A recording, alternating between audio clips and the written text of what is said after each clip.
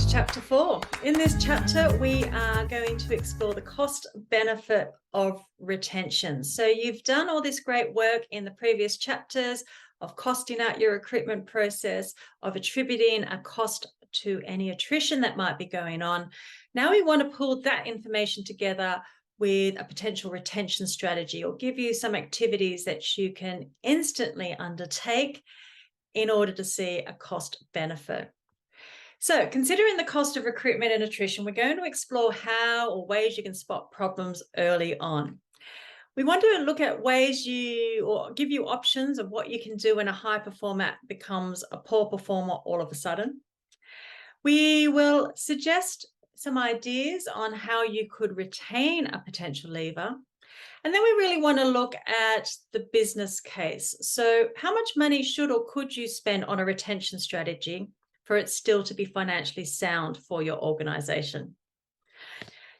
So let's start. If you haven't already downloaded worksheet 1.4, could you take a moment to do that now? I'm going to ask you to do 5 minutes thinking time. If you're doing this with several people in your business, you can actually come together for some group work and do this as an ideas generation exercise, if that's useful to you. I'd like you to have a think about ways in which you can spot potential problems early. So the problem is something that's going to happen that will lead to an individual leaving. Press pause on the video, take 5 now, and I'll rejoin you with some suggestions in just a moment.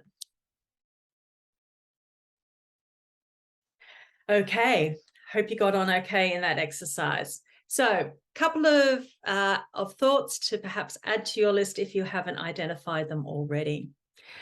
Those organizations that are undertaking employee satisfaction surveys, you may find that you have a rich source of data, particularly if you have the data points over a long period of time.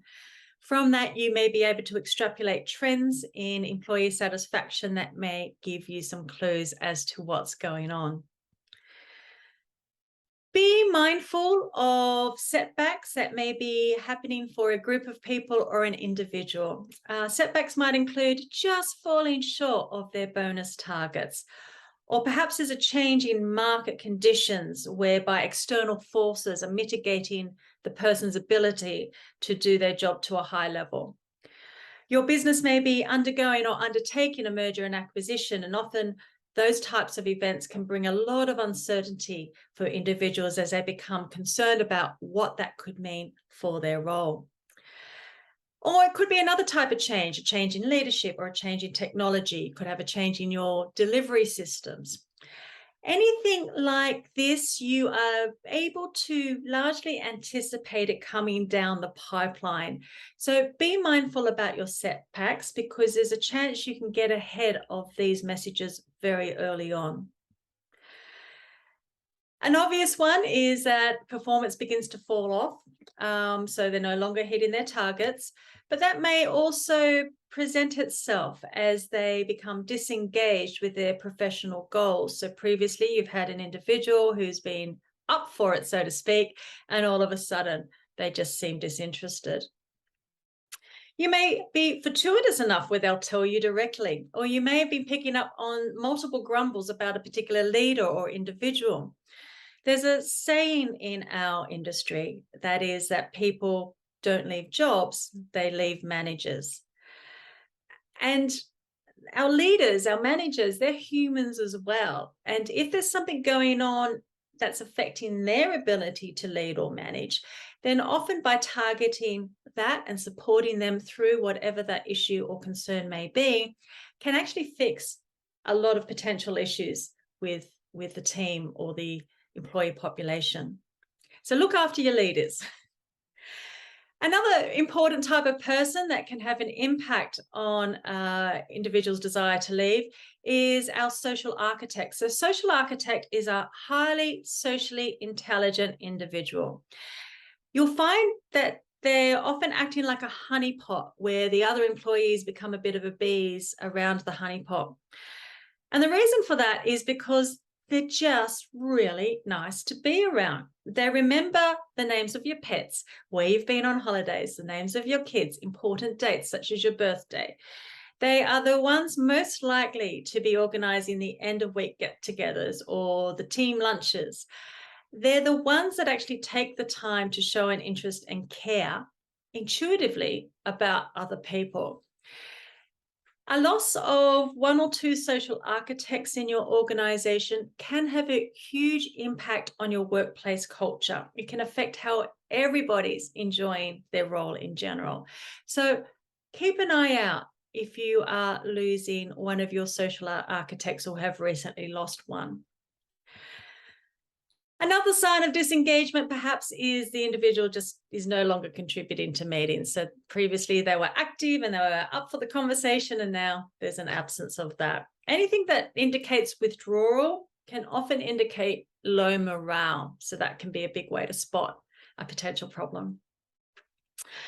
Okay, let's move on. Here we want to explore what you can do when a high performer all of a sudden becomes a poor performer. So I'll invite you to come back to worksheet 1.4, take 5 minutes and pause the video now, and I'll rejoin you with some ideas to add to your thinking. So our high performer has all of a sudden become a low performer. Eek! What can we do? Well, you might consider putting in a professional coach. This isn't for performance coaching. This isn't a performance counseling exercise. This is very much helping them reframe what they want to get from the work life or from their workplace. A coach will host a one-on-one conversation. It will be a professional conversation. The person receiving the coaching is invited to set goals on where they would like to head. The coach will facilitate a conversation on where they are finding themselves now in terms of their performance and their movement towards those goals.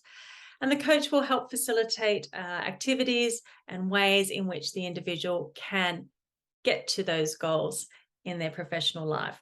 Very, very rich investment in an individual. And those that are drawn to coaching very much respond well to that time.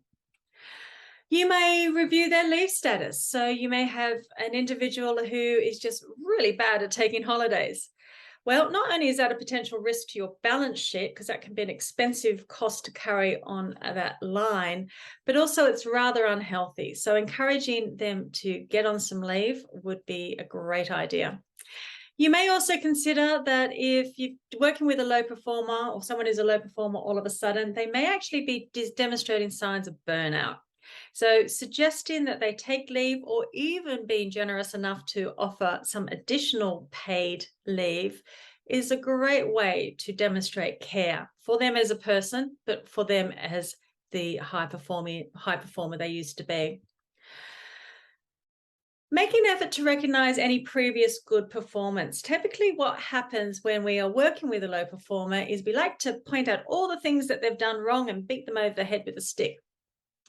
The difficulty, though, is that what we're doing is reinforcing everything they already believe about themselves. So it's likely to affect self-confidence and self-esteem and their belief that they can actually bounce back from this period, this little bit of a downturn that they're experiencing. So focusing on what they've done well in the past, or at least bringing that into the majority of the conversation, will really help build esteem and confidence and belief that they can actually return to their former glory. Take a moment just to ask about their circumstances and working conditions. It may be something that you can fix. It may be as simple as the technology isn't working to spec, and by replacing that, all of a sudden, all the concerns are resolved. So take the time to ask the question.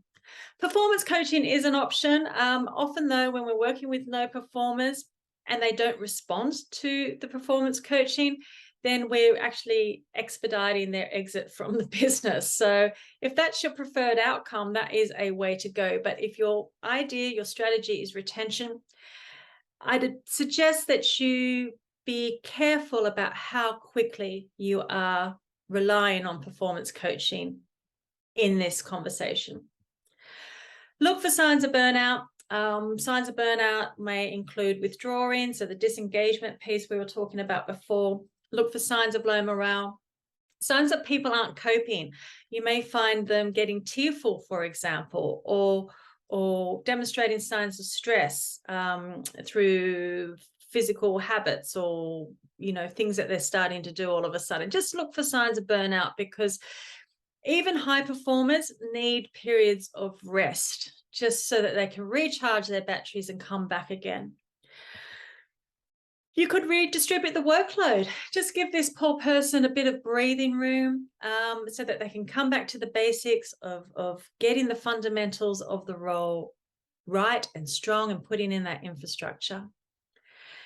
You may take the moment to explore their work-life balance. Are they falling into the trap of doing just one more thing before they go to bed, or checking their emails just one more time? Are they working through weekends? Are they staying late at night? All of these things can lead to low performance, particularly as somebody goes through that period of high performance, burns out, and then they just end up collapsing in a heap. So look out for it.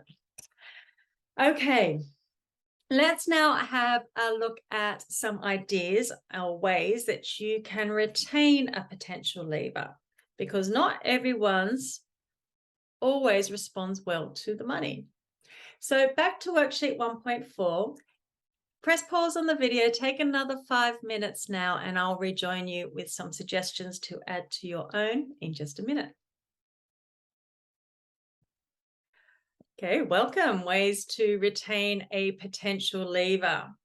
So you might redeploy them in the business. So you may provide them with a cross-training opportunity, perhaps, or another experience that you may be able to give them. You could offer the rejoining bonus for parental leave. So once the parent has come back to the business at 3 months, at 6 months, at 12 months, offering them a performance-based bonus that incentivizes them to stay with your organization. You could adjust the remuneration, but that package might be just beyond the money. It may be an extra leave week a year, or so on and so forth. You could offer them leave or a sabbatical, giving them a chance to take a break and come back again when they've recharged their batteries. You could look at ways of fast-tracking their growth opportunities or promotion opportunities within the business, so putting them on an accelerated development plan. Flexibility in work hours is a big one. And in fact, many employees, many job hunters are demanding this now from their employers. So consider where your core hours are. Perhaps consider, is it possible for somebody to go to a 4-day work week? What does that mean to your business? Is it even possible? Review their motivation drivers. So find out what makes them tick, what actually engages them in the workplace, and create more opportunities for them to positively interact with those activities. Review benefits such as parental leave, carers leave, annual leave. I think we covered that off. But plenty you can do, and I'm sure you've come up with your own great ideas that your coach is going to be very interested in hearing. Okay, final exercise, and this is a bit of a provocation here. See how you go. Back to worksheet 1.4, we're going to take another 5 minutes. I'm going to ask you to choose a specific role in your organization to focus on. What I'd like you to have a think about, please, is considering the cost of recruitment and attrition to your business. How much money could you spend on a retention strategy to retain a star? What type of activities would you spend it on? And would your business be better or worse off financially as a result of spending that money and successfully retaining that individual? Take 5 minutes now. If you would press pause, please, on the video, and I'll rejoin you to close out our session.